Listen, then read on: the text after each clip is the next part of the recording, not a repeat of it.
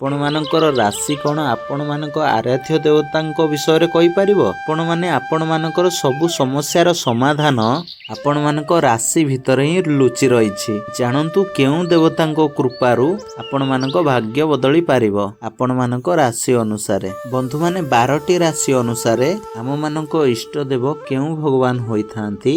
बहुत लोक कन्फ्यूज रुहंती आम मानक इष्ट देव केउ भगवान होई थांती। आज आपण मानकु एई वीडियो माध्यम रे कहिबी केउ राशिर व्यक्ति मानकर केउ इष्ट देव। वीडियोटी को शेष पर्यंत देखंतु। आपण मानक राशि अनुसार आपण माने आपण मानकर इष्ट देव जानि परिबे एई वीडियो माध्यम रे। बंधु माने मेष राशिर इष्ट देव हेउछंती श्री हनुमान जी। सेही परि वृष राशिर इष्ट देव हेउछंती भगवान श्री कृष्ण। मिथुन राशिर श्री विघ्नहर्ता गणेश देव। कर्कट राशिर देवदेव महादेव एवं सिंह राशिर सूर्यनारायण देव। कन्या राशि हेउचंती श्री विष्णु।